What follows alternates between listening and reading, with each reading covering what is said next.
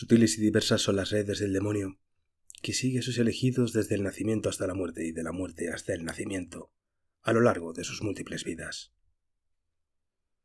Desde tiempos remotos, el abrasador verano había apacentado sus soles, como fieros sementales rojos, sobre las pardas colinas que se acurrucaban ante las montañas micrasias, en la indómita región oriental de Zincor. Los torrentes nutridos de los picos nevados se habían convertido en raquíticos hilos o en charcas desperdigadas de agua estancada. Las rocas de granito se tornaron por el calor en opaca pizarra. La tierra estaba agrietada y resquebrajada, y la baja y escasa hierba se había quemado hasta las mismísimas raíces. Así pues, el joven Sitra, que pastoreaba las cabras negras y moteadas de su tío Pomos, se veía obligado a buscar el pasto en valles y colinas más alejados a cada nuevo amanecer. Una tarde, a finales del verano, llegó a un valle profundo y escarpado que nunca antes había visto. Allí un pequeño lago, de montaña de aguas gélidas y en sombra, se alimentaba de escondidos manantiales, y las escalonadas laderas que rodeaban el lago estaban cubiertas de hierba y matorrales, que no habían perdido del todo su verdor primaveral. Sorprendido y gozoso, el joven cabrero siguió a su revoltoso rebaño hasta el recóndito paraíso. Era poco probable que las cabras de Pomos se descarriasen y alejaran de un pasto tan sabroso, y por ello Sitra dejó de vigilarlas.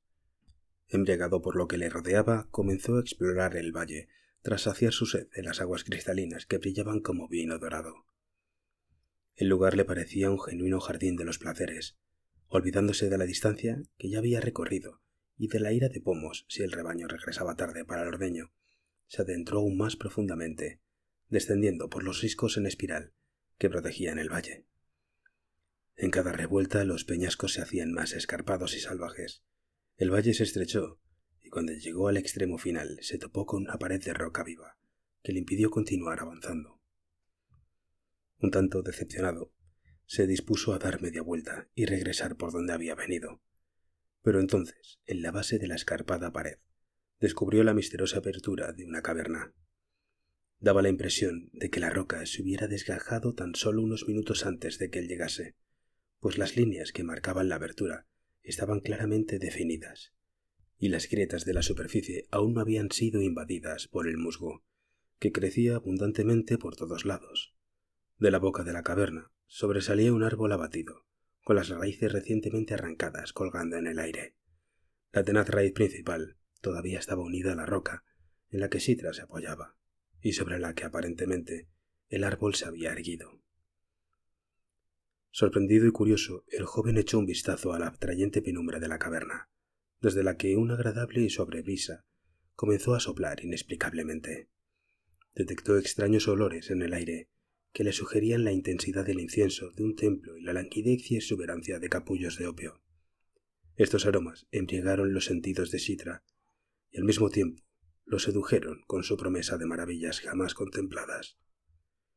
Vacilante, intentó recordar ciertas leyendas que Pomos le había contado, leyendas que relataban la existencia de cavernas escondidas similares a la que él había encontrado por accidente.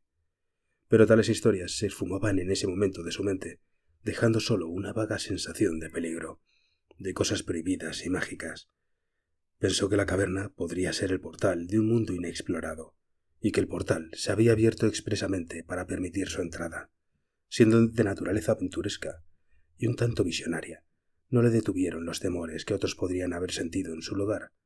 Dominado por una enorme curiosidad, no tardó en entrar en la cueva, portando, a modo de antorcha, una rama resinosa que había caído del árbol abatido. Al atravesar la boca de la caverna fue engullido por un pasaje abovedado en la roca viva, que descendía como la garganta de un dragón monstruoso.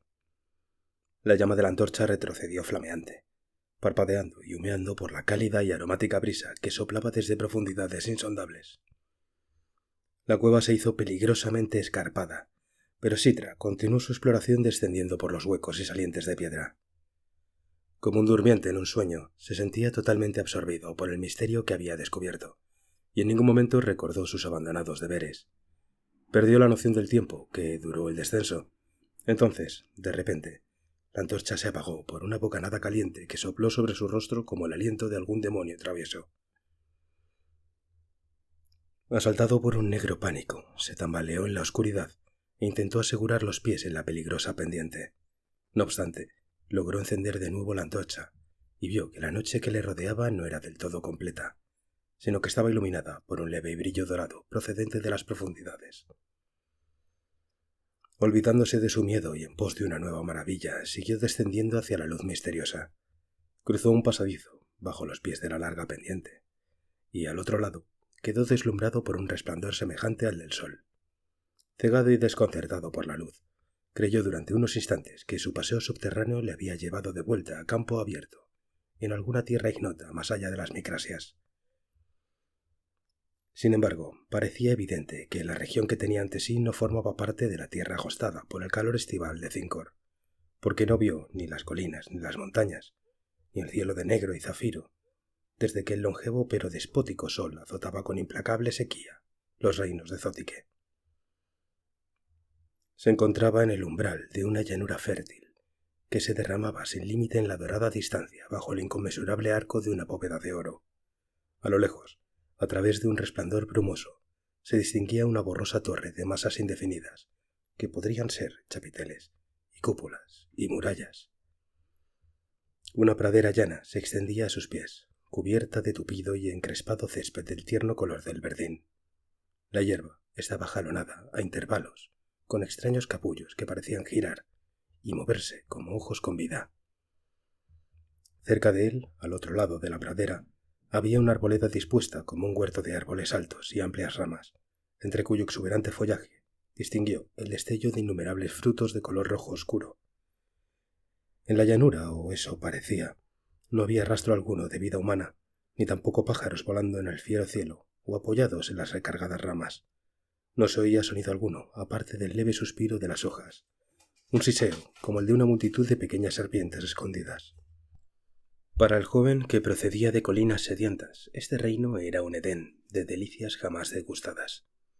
Pero durante unos instantes permaneció inmóvil por la extrañeza de todo ello, y por la sensación de una vitalidad extraña y sobrenatural que invadía todo el paisaje. Parecía que el cielo descendieran escamas de fuego que se fundían en el ondulante aire. La hierba se agitaba con un temblor nervioso de alimañas. Los ojos florales le devolvían insistentemente la mirada.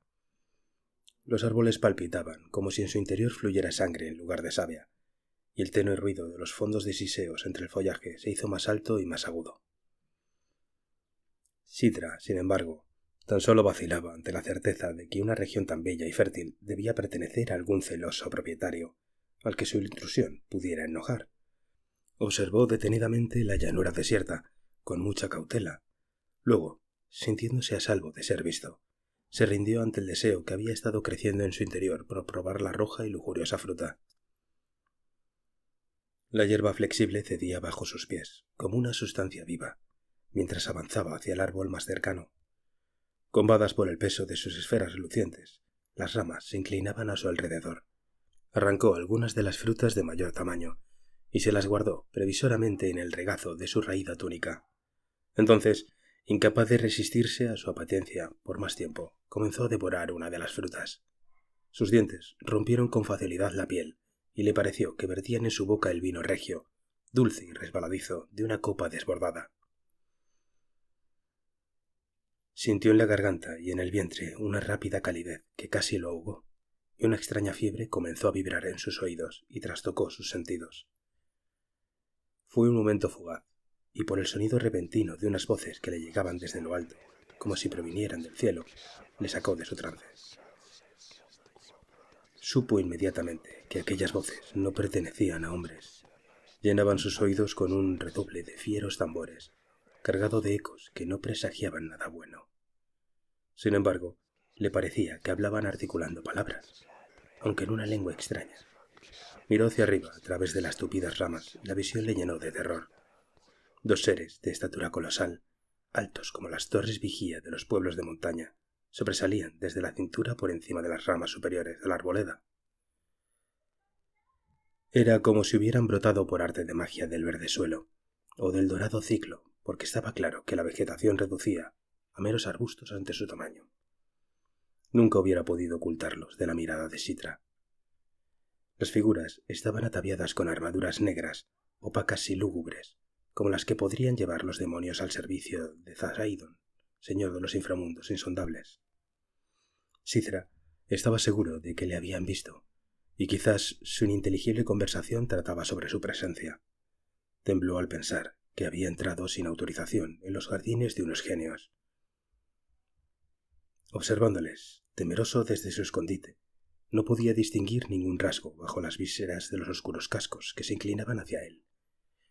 Pero unos puntos, como ojos de un fuego rojo amarillento, imparables como fuegos fatuos de los pantanos, se movían de un lado a otro en vacuas sombras, en el lugar en el que deberían haber estado sus rostros. Cithra tuvo la impresión de que el abundante follaje no podía aportarle refugio contra el escrutinio de estos seres, guardianes de la tierra en la que tan incautamente él había penetrado. Estaba embargado por un sentimiento de culpa.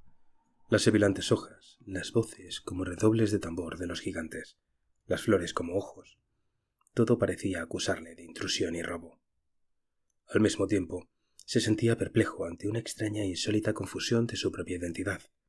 De alguna manera ya no era Cithra el cabrero, sino otra persona, alguien que había encontrado el reino del reluciente jardín y que había comido la fruta oscura de rojo sangre. Ese extraño otro no tenía nombre o recuerdos que pudiera expresar, pero había un parpadeo de luces confusas, un susurro de voces irreconocibles entre las agitadas sombras de su mente. De nuevo, sintió la extraña calidez, la fiebre en rápido ascenso que había sentido tras devorar la fruta. Un relámpago furibundo de luz que surcó los cielos hacia él, atravesando las ramas, le sacó de este nuevo trance. Si era un trueno procedente de la límpida bóveda celeste, o una enorme espada empuñada por uno de los seres con armadura, nunca lo supo con certeza, pues la luz le cegaba la visión. Retrocedió con terror incontrolable, y comenzó a correr, casi totalmente ciego, cruzando el prado.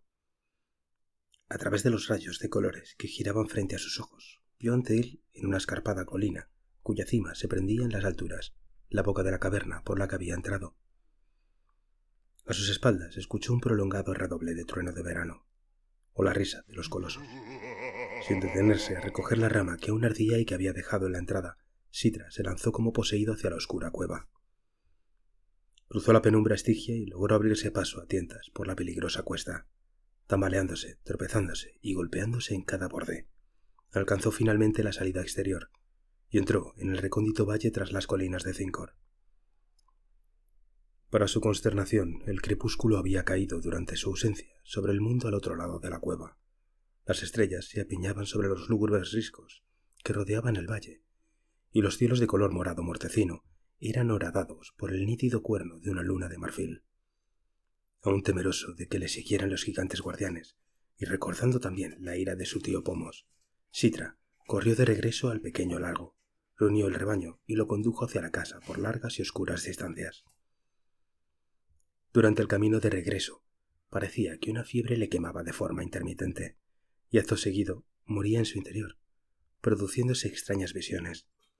Se olvidaba de su miedo a Pomos, se olvidaba, de hecho, de que era Cithra el humilde y manso cabrero, y regresaba entonces a una morada diferente, a la escuálida cabaña de barro y cañas de Pomos.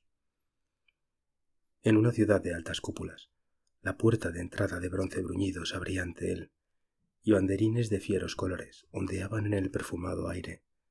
Trompetas de plata y voces de rubias odaliscas y negros chambelanes le daban la bienvenida como rey, en el interior de una sala con miles de columnas.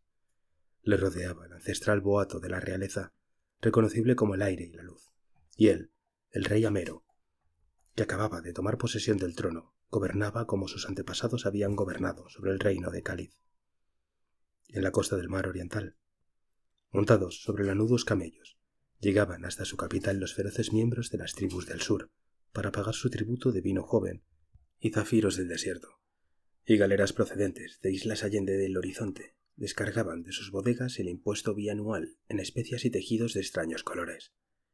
La locura iba y venía, haciendo brotar y apagando estas imágenes como espejismos de un delirio, pero lúcidas como recuerdos del día, y entonces volvía a ser el sobrino de Pomos, que regresaba tarde con el rebaño. Como una cuchilla en descenso, la roja luna ya había hincado su cuerno en las sombrías colinas cuando Cithra llegó al tosco corral de madera en el que Pomos guardaba sus cabras. Como Cithra suponía, el anciano estaba esperándole en la entrada, sujetando en una mano un farol de barro y en otra un bastón de brezo. Comenzó a maldecir al chico con una vehemencia senil, agitando la vara y amenazando con azotarle por su retraso. Sitra no pestañeó ante la vara. De nuevo, en su imaginación, era Amero, el joven rey de Cáliz. Sorprendido y atónito, vio ante él y a la luz del farol parpadeante a un anciano demente y apestoso, a quien era incapaz de reconocer. A duras penas podía entender las palabras de Pomos. La ira del hombre le intrigaba, pero no le infundía temor. Y, como si estuviera acostumbrado solo a perfumes delicados, la peste caprina que le llegaba ofendía su olfato. Le parecía escuchar los balidos del agotado rebaño por primera vez, y miró atónito al corral de adobe y la cabaña un poco más allá. Para esto, gimió Pomos, he criado al huérfano de mi hermana, que me ha costado una fortuna. Maldito aborto de la naturaleza. Sanguijuela desagradecida. Como hayas perdido una sola cabra lechera, o un solo cabrito, te desollaré desde los muslos hasta los hombros. Creyendo que el silencio del joven se debía a pura cabezonería, Pomos comenzó a golpearle con la vara. Al primer golpe, la reluciente nube se esfumó de la mente de Sitra. Esquivó el brezo ágilmente e intentó cotarle a Pomos, que había encontrado pasto fresco entre las colinas. Al oírle, el anciano detuvo los golpes y Sitra continuó hablándole de la extraña cueva que le había llevado hasta una insospechada tierra de jardines. Para probar su historia, echó mano al interior de su túnica en busca de las manzanas de color rojo sangre que había robado. Pero, para su sorpresa, las frutas habían desaparecido, y no sabía si las había perdido en la oscuridad, o se habían desaparecido por obra de algún tipo de oculta nigromancia. Pomos, que interrumpía al joven con frecuencia regañándole, le escuchó al principio con obvia incredulidad, pero fue callándose mientras el joven proseguía con su relato, y, cuando acabó de contarle la historia, gritó con voz temblorosa. Terrible ha sido este día, porque has paseado entre encantamientos. En realidad, no hay ningún lago de montaña como el que has descrito entre las colinas, ni en esta estación. Ningún pastor ha dado con ese verde pasto del que hablas. Todo era un espejismo creado para descarriarte, y la cueva, créeme, no era una cueva natural, sino una entrada al infierno. He oído contar a mis antepasados que los jardines de Tasaidon, rey de los 7 inframundos, se encuentran cerca de la superficie de la tierra en esta región, y que las cuevas se abren aquí como un portal, y los hijos de los hombres que entran desprevenidos a los jardines son tentados por la fruta y la comen. Pero entonces brota la locura, las grandes desgracias y la maldición eterna, porque el demonio, dicen, nunca olvida una sola manzana robada, y siempre se cobra el precio al final. ¡Ay, ay! La leche de las cabras se agriará en luna llena por culpa de la hierba del pasto encantado. Después de todos los alimentos y cuidados que tanto me ha costado darte, tendré que buscarme a otro mozo para que cuide los rebaños. Una vez más, mientras escuchaba, la nube ardiente retornó a Sitra. «Anciano, no le reconozco», dijo perplejo, y a continuación, con suaves palabras y expresión cortés, pero apenas inteligible a los oídos de Pomos, añadió: «Parece ser que me he extraviado. Le ruego que me asista. ¿Dónde se encuentra el reino de Cáliz?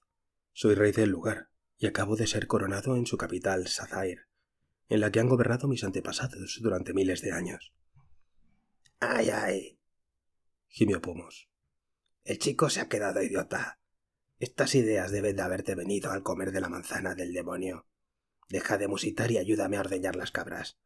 Tú no eres otro que el hijo de mi hermana Esquili, nacido hace 19 años, después de que su esposo, Outhoth, muriera de disentería.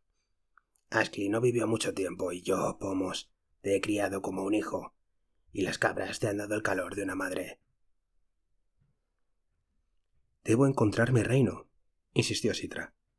«Me he perdido en la oscuridad, entre burdos seres, y no logro recordar cómo he llegado hasta aquí. Anciano, ¿sería tan amable de ofrecerme alimentos y aposento para pernoctar? Al amanecer partiré a Sazair, en la costa oriental». Pomos, tembloroso y farfullando, acercó el farol de barro al rostro del chico. Le pareció que tenía ante él a un extraño, en cuyos abiertos y asombrados ojos se reflejaba por alguna extraña razón el resplandor de lámparas de oro. No había brusquedad en las maneras de Sitra, simplemente una especie de sobrio orgullo y ausencia, y llevaba su raída túnica con extraño donaire. Sin embargo, no había duda de que estaba loco, pues sus ademanes y palabras eran incomprensibles. Pomos, musitando para sí, no volvió a pedirle al chico que le ayudase y se dio la vuelta para ordeñar. Sitra se despertó temprano en el blanco amanecer y miró sorprendido las paredes de adobe de la casucha en la que había morado desde su nacimiento. Todo le parecía extraño y desconcertante, y especialmente estaba preocupado por los vastos ropajes que llevaba y por el moreno cetrino de su piel oscurecida por el sol, porque estos rasgos eran totalmente inapropiados para el joven rey Amero, el cual creía ser. Consideraba sus circunstancias completamente inexplicables y sintió la necesidad de partir inmediatamente hacia su hogar. Se levantó en silencio. Se levantó del lecho de hierba seca que le había servido de cama. Pomos, echado en una esquina opuesta a la estancia, aún dormía un sueño de vejez y senectud, y Sitra tuvo cuidado de no despertarle. Sentía a un mismo tiempo estupor y asco por el desagradable anciano, que le había alimentado la noche anterior con burdo pan de mijo y leche y queso de cabra de fuerte sabor, y le había dado cobijo en una fétida cabaña. Había prestado poca atención a los gruñidos y las increpaciones de Pomos, pero estaba claro que el viejo dudaba de su linaje real, y además parecía estar poseído por unos curiosos delirios sobre su identidad.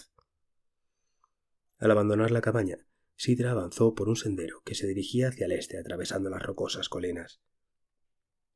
No sabía dónde le llevaría el camino, pero dedujo que Cáliz, siendo el reino más oriental del continente de Zótique, debía estar situado más allá del sol naciente. Ante él, en una ensoñación, los verdes valles de su reino flotaban como un mágico espejismo, y las cúpulas brotaban de Sazair como cúmulos matinales arracimados en el suelo oriental. Estas imágenes, concluyó, eran memorias del ayer. No podía recordar los motivos de su partida y su ausencia, pero con toda seguridad la tierra sobre la que reinaba no podía estar demasiado lejos. El camino serpenteaba entre cimas en descenso y finalmente Sitra llegó a la pequeña aldea de Cid, donde era conocido por sus habitantes. Ahora le parecía un lugar extraño, un simple semicírculo de sucias casuchas que apestaban y se descomponían bajo el sol. La gente se agolpó a su alrededor, llamándole por su nombre, mirándole y riéndose toscamente cuando el muchacho les preguntó por la dirección a Cáliz. Nadie, aparentemente, había oído jamás el nombre de ese reino o de la ciudad de Sazair. Al detectar cierta peculiaridad en el comportamiento de Sitra y comprobar que sus preguntas eran las de un demente, la gente comenzó a burlarse de él. Los niños le lanzaban terrones resecos de tierra y guijarros, y de esa forma salió de Cid, siguiendo una carretera hacia el este, que se dirigía desde Cíncor hasta las vecinas tierras bajas del condado de Cel. Ayudado tan solo por la visión de su reino perdido, el joven vagó durante muchas lunas a través de Zótique. La gente le ridiculizaba cuando hablaba de su reino y les preguntaba acerca de Cáliz, pero muchos, los que creían que la locura era un signo sagrado, le ofrecían cobijo y alimento. Entre las fructíferas viñas de Cel y Nistanam y su miríada de ciudades, cruzando los altos pasos de Imorth, donde la nieve permanecía a comienzos del otoño, y a través del pálido desierto de Dir, Sitra siguió aquel brillante sueño imperial que en esos momentos ya se había convertido en su único recuerdo. Fue siempre hacia el este, y en ocasiones viajaba con caravanas, pues sus componentes esperaban que la compañía de un loco les trajera buena fortuna, pero casi siempre viajaba como caminante solitario. A veces, durante breves periodos, su sueño lo abandonaba. Entonces volvía a ser el simple cabrero, perdido en reinos extranjeros, y añoraba las yermas colinas de Cíncor. Acto seguido, de nuevo volvía a la memoria de su reino y los opulentos jardines de Sazair y los orgullosos palacios, y los nombres y rostros de aquellos que le habían servido tras la muerte de su padre, el rey Eldamaque, y su propia sucesión al trono. En pleno invierno, en la lejana ciudad de Shah-Karaj, Sitra conoció a cientos vendedores de amuletos de Ustaim, que sonrieron con extrañeza cuando les preguntó si podrían indicarle el camino a Cáliz. Lanzándose guiños unos a otros, cuando les habló de su linaje real, los mercaderes le dijeron que Cáliz estaba situado a varios cientos de leguas más allá de Shah-Karaj, bajo el sol de oriente. «Te saludamos, oh rey», dijeron con burlona ceremonia. «Que reines muchos y felices años en Sazair». Sitra se sintió muy feliz al oír noticias de su reino perdido por primera vez, seguro entonces de que era algo más que un sueño o un espejismo de su locura. Sin demorarse más, en Shakaraj siguió su camino con toda la premura posible. Cuando la primera luna de primavera lucía en delicado cuarto creciente, supo que estaba cerca de su destino, pues Canopo ardía brillante en los cielos del este, elevándose glorioso entre las estrellas más pequeñas, tal como había observado desde la terraza de su palacio en Sazair. El corazón le dio un vuelco de alegría por su regreso al hogar, aunque le sobrecogía sobremanera la agreste y estéril región que atravesaba. Parecía que no había viajeros yendo o viniendo de Cáliz, y solo se cruzó con unos cuantos nómadas, que huían cuando se les acercaba, como alimañas del desierto. La calzada había sido invadida por hierbajos y cactus, y tan solo la surcaban las lluvias del invierno. Junto a esta calzada, poco más adelante, llegó una señal de piedra esculpida con la forma de un león rampante y que marcaba los límites occidentales de Cáliz. Los rasgos del león estaban desgastados por la erosión. Tenía las zarpas y el cuerpo cubiertos de líquen, y daba la impresión de que sobre él habían transitado innumerables siglos de desolación. Una gélida consternación creció en el corazón de Sithra, pues fue tan solo un año atrás, si su memoria no le fallaba, cuando pasó junto al león a caballo con su padre, el Damaque, durante una cacería de hienas, y habían comentado entonces lo límpida que lucía la talla. Y entonces, desde la alta cordillera de la frontera, contempló a sus pies Cáliz, que en otro tiempo se extendía como un largo, verde rollo de pergamino a la orilla del mar. Para su sorpresa y consternación, las amplias llanuras estaban marchitas como si fuera otoño. Los ríos eran finos hilillos que se evaporaban entre la arena. Las colinas se erguían descarnadas, como las costillas de momias desmortajadas, y no se veía verdor alguno a excepción de la rala vegetación de un desierto en primavera. A lo lejos, junto a la costa púrpura, creyó contemplar los destellos de las cúpulas marmóreas de Sazair, y temiendo que algún tipo de plaga mágica se hubiera apoderado de su reino, se apresuró al encuentro de la ciudad. Por todos los rincones, a medida que vagaba con el corazón afligido durante ese día primaveral, descubría que el desierto había construido su propio imperio. Los campos se veían vacíos y las aldeas desiertas. Las casitas estaban derruidas como muladares de escombros, y parecía que miles de estaciones de sequía habían marchitado los fértiles huertos, dejando a su paso tan solo un puñado de tocones ennegrecidos y moribundos. A última hora de la tarde, entró en Sazair, la que en otro tiempo fuera la blanca amante del mar de Oriente. En las calles y el puerto no se veía ni un alma, y el silencio se había posado sobre los destrozados tejados y las ruinosas murallas. El enorme obelisco de bronce estaba reverdecido por la antigüedad, y los colosales templos marmóreos de los dioses de Cáliz se inclinaban hasta casi caer. Lentamente, como alguien que teme confirmar una premonición, Sithra llegó al palacio de los monarcas. No lo encontró como lo recordaba, una gloria de mármol enhiesto, medio cubierto de almendros en flor, arbustos de especias y fuentes de caño alto, sino totalmente devastado y rodeado de infectos jardines. El palacio le aguardaba mientras el breve y engañoso último rayo de la puesta de sol se desvanecía entre las cúpulas, dejándolas pálidas como mausoleos. No sabía durante cuánto tiempo el lugar había permanecido desolado. La confusión le invadió, y se sintió desbordado por un sentimiento de total pérdida y desesperación. Parecía que ya no quedaba nadie para darle la bienvenida entre las ruinas. Pero, cerca de los portales del ala oeste del palacio, pudo ver un aleteo de sombras que parecían escapar por propia voluntad de la penumbra del pórtico. En ese momento, unos seres turbios vestidos con jirones putrefactos se acercaron rodeándole y arrastrándose ante él sobre el roto pavimento. Trozos del ropaje que le descubría caían de sus cuerpos a medida que avanzaban, y sobre todos ellos flotaba un aura de indescriptible horror, de purulencia, suciedad y enfermedad.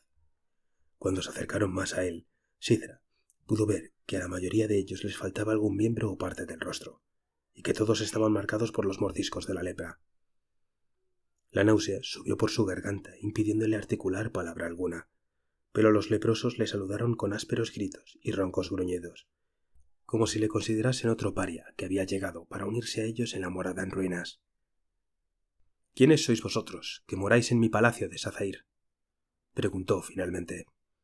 Escuchad, soy el rey Amero, hijo de Elidamaque, y he regresado de tierras lejanas para retomar el trono de Cáliz. Tras oír esto, entre los leprosos comenzó a alzarse un espeluznante cacareo y risas disimuladas. Solo nosotros somos los reyes de Cáliz, respondió uno de ellos. La tierra ha estado desierta durante siglos, y la ciudad de Sazair lleva mucho tiempo vacía, a excepción de los que son como nosotros, que fuimos expulsados de nuestros hogares. Joven caballero, es bienvenido a compartir el reino con nosotros. Un rey más o menos, poco importa aquí. Así pues, con obscenas risotadas, los leprosos jalearon a Sidra y se burlaron de él. Y él, erguido en medio de los oscuros fragmentos de su sueño, no encontró palabras para responderles. Sin embargo, uno de los leprosos más ancianos, prácticamente sin miembros y sin rostro, no compartió el regocijo del resto, sino que se quedó pensando y cavilando.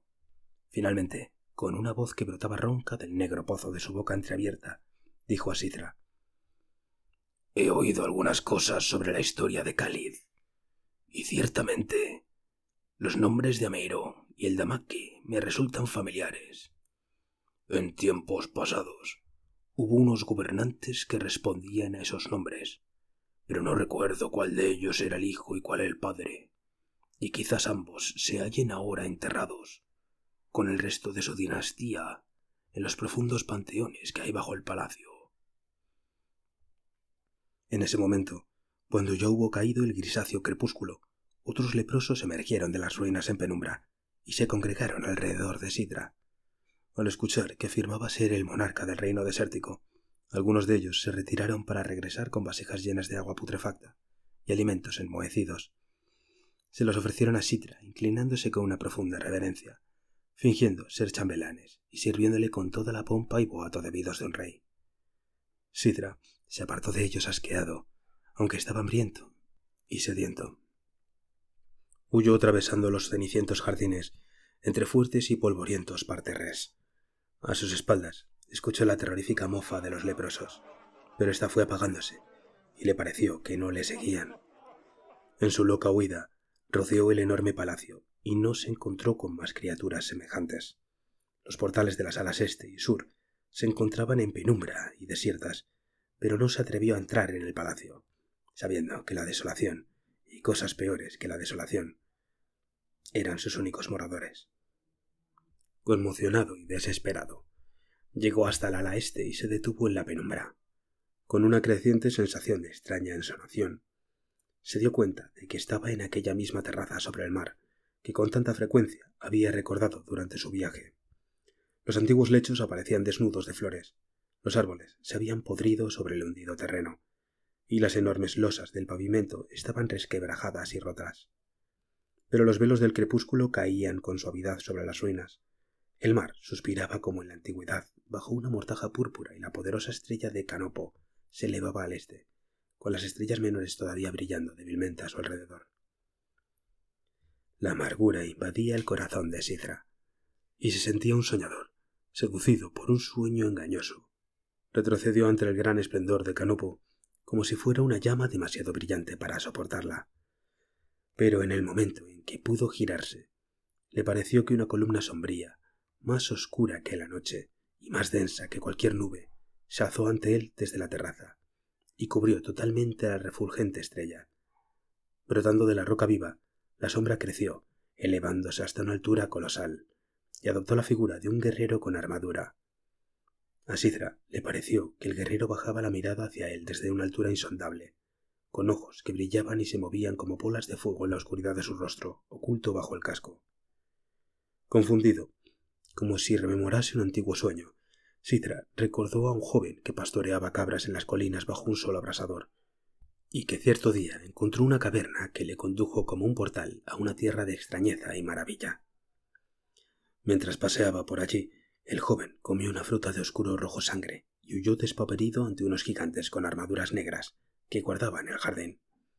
De nuevo, volvió a ser aquel muchacho, y sin embargo, seguía sintiendo como el rey Amero, aquel que partió en busca de su reino perdido, atravesando innumerables regiones, y que cuando al fin lo encontró solo halló abominación y desolación. En ese instante, cuando el miedo del cerebro y su culpabilidad por el robo e intrusión en el jardín luchaban en su alma contra el orgullo del rey, escuchó una voz que retumbó cruzando los cielos, como un trueno procedente de una nube lejana en una noche de primavera. Soy el emisario Poseidón, quien me envía cuando es necesario a todos aquellos que habéis traspasado los portales del infierno y probado la fruta de su jardín. Ningún hombre, tras haber comido la fruta, seguirá siendo quien fue anteriormente, pero a algunos la fruta les produce el olvido y a otros les trae el recuerdo. Debes saber que en otro nacimiento, siglos atrás, fuiste efectivamente el joven rey Amero. El recuerdo, bastante poderoso en ti, ha borrado el recuerdo de tu vida presente y te ha llevado en busca de tu antiguo reino.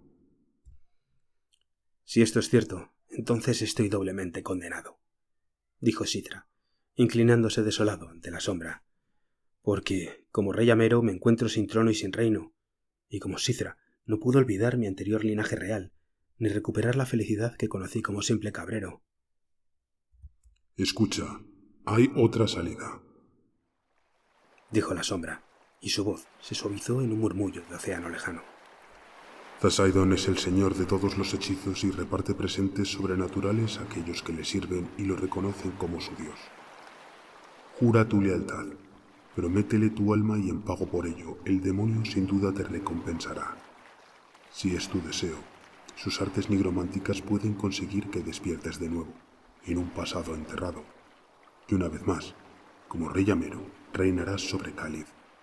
Todo será como en épocas pasadas, y los rostros muertos y los campos ahora desiertos volverán a florecer.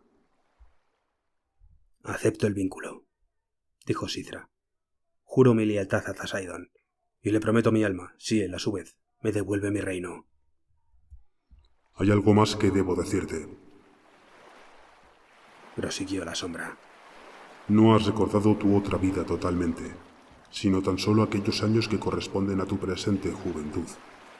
Cuando vivas otra vez como Amero, quizás, al final, te arrepientas de tu reinado. Si tal arrepentimiento te dominase y te hiciese olvidar tus deberes como monarca, entonces la nigromancia cesará y todo se esfumará como si fuera vapor. Así sea, dijo Cithra. También acepto esto como parte del trato. Cuando acabó de pronunciar estas palabras, desapareció de su vista la alta sombra que tapaba la luz de Canopo. La estrella volvió a relucir con un esplendor prístino, como si ninguna nube la hubiera cubierto jamás. Sin experimentar ninguna sensación de cambio o transición, el que observaba la estrella no era otro que el rey Amero. El cabrero Cithra y el emisario y el juramento otorgado a Poseidón eran cosas que nunca habían existido. La ruina que había invadido a Sazair quedó convertida en el sueño de algún loco profeta. En la nariz de Amero, el perfume de lánguidas flores se mezclaba con el bálsamo de sales marinas, y en sus oídos el grave murmullo del océano se vio truncado por el tañido armonioso de lince y la aguda risa de las esclavas del palacio a sus espaldas. Escuchó la miríada de sonidos que invadían la ciudad de noche, en la que sus súbditos festejaban y celebraban con júbilo. Apartando la mirada de la estrella con cierto dolor y una oscura alegría en su corazón, Amero contempló los refulgantes portales y ventanas de la casa de su padre, y las luces que se perdían en los cielos de las miles de antorchas, que hacían palidecer a las estrellas de su paso por Sazair. Está escrito en las antiguas crónicas que el rey Amero gobernó durante muchos años prósperos. Hubo paz y abundancia en todo el reino de Cáliz. No llegaban las sequías del desierto, ni los violentos vendavales del interior, y los tributos para Amero, de los súbditos de las islas y otras tierras lejanas, llegaban en su debido plazo cada estación.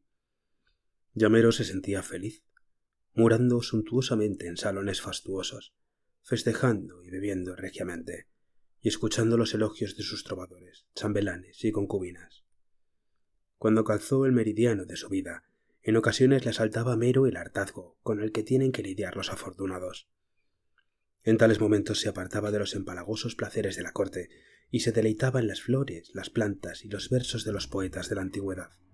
Así evitaba aquel hastío, y como los deberes de su reino no eran onerosos, Amero siguió disfrutando de su reinado. Entonces, a finales del otoño, las estrellas parecieron brillar funestamente sobre Cáliz. Enfermedades, infecciones y pestes se propagaban en el extranjero como si volaran en alas de dragones invisibles. La costa del reino se veía acosada y hostigada duramente por galeras piratas. En el oeste, las caravanas que entraban y salían de Cáliz eran asaltadas por feroces bandas de forajidos, mientras ciertas, contumaces tribus del desierto atacaban los pueblos cercanos a la frontera del sur. La tierra se llenó de caos y muerte, y de lamentos y muchos misterios. Grande era la preocupación de Amero al oír las angustiadas quejas que sus súbditos le presentaban a diario. Al no ser muy ducho en las tareas de gobierno y sin experiencia alguna en las vicisitudes del poder, buscó consejo entre sus cortesanos, que tampoco supieron asesorarle bien. Los problemas de su reino fueron multiplicándose. Los pueblos salvajes del desierto se rebelaron contra su autoridad y se volvieron más fieros. Y los piratas acechaban como buitres del mar. El hambre y la sequía derivadas de la plaga dividieron el reino, y Amero, con apesadumbrada perplejidad, vio que tales enfermedades no remitirían con ningún tipo de medicación. Finalmente su corona se transformó en una carga demasiado pesada. En un esfuerzo por olvidar su propia impotencia y las angustiadas súplicas del pueblo, se zambulló en las largas noches de perversión. Pero el vino le negaba el olvido, y el amor ya no le aportaba su porción de éxtasis. Buscó otros entretenimientos, llamando a su presencia extraños enmascarados, mimos y bufones, y reunía a cantantes extranjeros y músicos que tocaban instrumentos primitivos. Día tras día, ofrecía una alta recompensa a cualquiera que pudiera hacerle olvidar sus preocupaciones. Juglares inmortales le amenazaban con exóticas canciones y baladas mágicas de la antigüedad. Las jóvenes negras del norte, de largas extremidades veteadas de ámbar, bailaban ante él con movimientos lascivos. Los tañedores de cuernos de quimera tocaban una locada melodía secreta, y salvajes percusionistas sacaban intrincados ritmos de tambores hechos con pieles de caníbales. Mientras tanto, hombres disfrazados con las escamas y pieles de monstruos legendarios saltaban o se arrastraban grotescamente por los salones del palacio, pero todos los esfuerzos para distraer al rey y hacerle olvidar sus tristes cavilaciones resultaban vanos. Una tarde, mientras yacía apoltronado en su salón de audiencias, se presentó ante él un flautista ataviado con andrajos de lana tejida a mano. Los ojos del hombre brillaban como brasas recién avivadas, y su rostro estaba quemado y lucía una negrura cenicienta, como provocada por el ardor de soles lejanos. Tras saludar a Amero con un atisbo de sumisión, se presentó como un cabrero que había llegado a Sazair desde una región apartada de valles y montañas, más allá de la línea de la puesta del sol. «Oh rey, conozco las melodías del olvido», dijo, «y estoy dispuesto a tocarlas para vos, aunque no deseo la recompensa que ofrecéis. Si acaso lograra entreteneros, me cobraré mi propia recompensa a su debido tiempo». «Toca entonces», dijo Amero, sintiendo que se despertaba en él un leve interés al escuchar las toscas palabras del flautista. Inmediatamente, tañendo su flauta de caña, el oscuro cabrero comenzó a tocar una música que sonaba como agua derramándose y meciéndose en valles silenciosos, y como el soplo del viento sobre solitarias colinas. De forma sutil, las flautas le hablaban de libertad y paz, y olvido en una tierra más allá de la sétula púrpura allende al horizonte. Dulcemente cantaban acerca de un lugar donde los años no cabalgaban con pisotones de hierro, sino con suaves pisadas de céfiro calzadas con pétalos de flor. Allí, el caos y el conflicto del mundo se perdían entre inconmensurables leguas de silencio, y las obligaciones del imperio se evaporaban barridas por el viento como vilanos. Allí, el cabrero, pastoreando su rebaño en solitarias laderas, se veía transportado por una tranquilidad más dulce que el poder de los monarcas. Mientras escuchaba al flautista, la magia penetró en la mente de Amero. El hastío de su reinado, las preocupaciones y perplejidades se transformaron en burbujas de un sueño que chocaban contra las corrientes del Leteo. Contempló frente a él, en un verdor y silencio bañados por el sol, los valles encantados evocados por la música, y él mismo era el cabrero, que avanzaba por verdes senderos o se tumbaba a orillas de aguas arrolladas, totalmente ajeno a la estación de los buitres.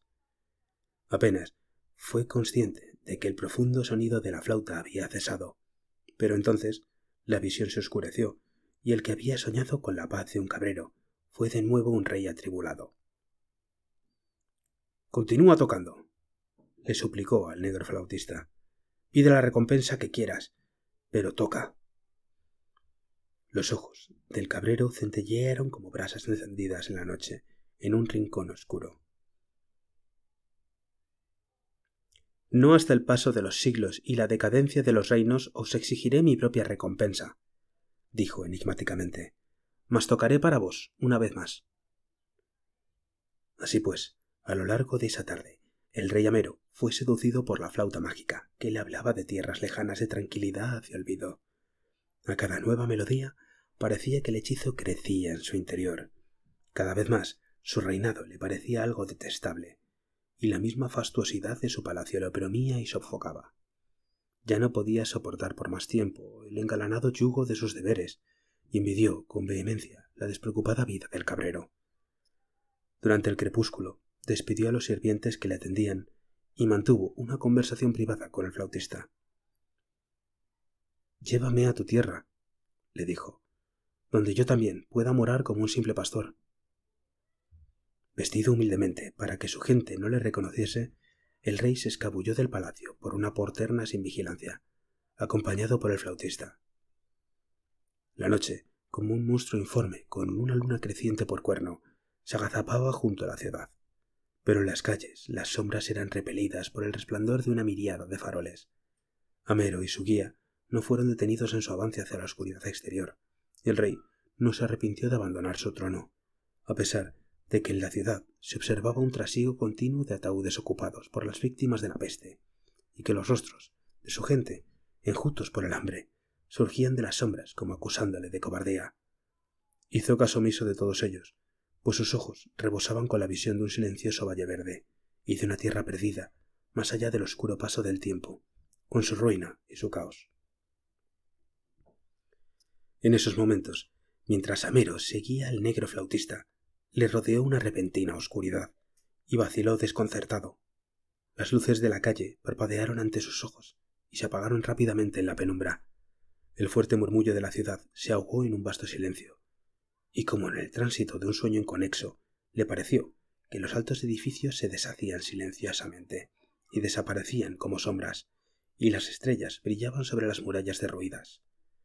La confusión invadió los pensamientos y los sentidos de Amero, y en su corazón sintió un oscuro escalofrío de desolación. Tuvo la impresión de que había contemplado el paso de largos años vacíos y la decadencia del abundante esplendor, y que él mismo había sufrido en medio de las inclemencias del paso del tiempo y la ruina. Detectó un olor a moho reseco, como el que transporta la noche desde ruinas de la oscura antigüedad, y súbitamente supo, como algo ya antes sabido y que ahora recordaba turbiamente, que el desierto se había adueñado de la orgullosa capital de Sazair. «¿A dónde me has traído?», gritó Amero al flautista. Por toda respuesta, tan solo escuchó una risa que era como el repique de un trueno burlón. La borrosa figura del cabrero se cernía desde las alturas en la oscuridad, cambiante, creciendo hasta que sus formas quedaron mutadas en las de un gigante guerrero con coraza negra. Extraños recuerdos invadieron la mente de Amero, y le pareció recordar débilmente algo de otra vida. De alguna manera, en algún lugar, durante un tiempo, él había sido el cabrero de sus sueños, feliz y despreocupado. De alguna manera, en algún lugar, entró en un extraño jardín resplandeciente y probó una extraña fruta de oscuro color sangre. A continuación, con una explosión luminosa como de rayo infernal, lo recordó todo y reconoció la poderosa sombra que se cernía sobre él, como si fuera el dios Término salido del infierno. Bajo sus pies se extendía el resquebrajado pavimento de la terraza orientado hacia el mar, y las estrellas que sobresalían por encima del emisario eran aquellas que precedían a Canopo. Pero el propio Canopo quedaba oculto por el hombro del demonio. Desde algún lugar, en la polvorienta oscuridad, un leproso rió y tosió roncamente, mientras merodeaba por el palacio que en otro tiempo diera cobijo a los reyes de Cáliz, y que ahora estaba en ruinas. Todas las cosas volvieron a ser como habían sido antes de hacer el trato que hizo brotar un reino muerto, mediante poderes infernales. La angustia ahogó al corazón de Sidra, como si llovieran sobre él cenizas de piras extinguidas y escombros de ruinas amontonadas. Sutilmente, y de múltiples maneras, los demonios le habían tentado hacia su perdición. Si todas estas cosas fueron un sueño, nigromancia o verdad, no lo sabía con certeza. Tampoco sabía si había ocurrido solo una vez o más veces. Al final solo quedaba polvo y penuria, y él, el doblemente maldito, debía recordar y arrepentirse para siempre de todo lo que había tenido que pagar. «He perdido el trato que hice con Poseidon», exclamó Cithra al emisario. «Toma ahora mi alma y llévala ante él, allá en las alturas, junto a su trono de bronce, de eterno fulgor, porque quiero cumplir mi promesa totalmente». «No es necesario que me lleve tu alma», respondió el emisario, con un rugido como un trueno de tormenta que se aleja en la noche desolada. «Permanece aquí con los leprosos, o regresa a Pomos con tus cabras, como desees. Poco importa. En todo momento y en todo lugar, tu alma será parte del oscuro imperio de Poseidon. Hola y gracias por escucharme. Espero que hayas disfrutado de la narración de hoy. Siempre estoy buscando nuevas historias que contar. ¿Hay algún relato que te gustaría oír? ¿Algún caso o tema que te apasione? No dudes en dejar tus sugerencias en los comentarios. Tus ideas son invaluables para mí y este canal se nutre de tus pensamientos y creatividad. Muchas gracias y un abrazo.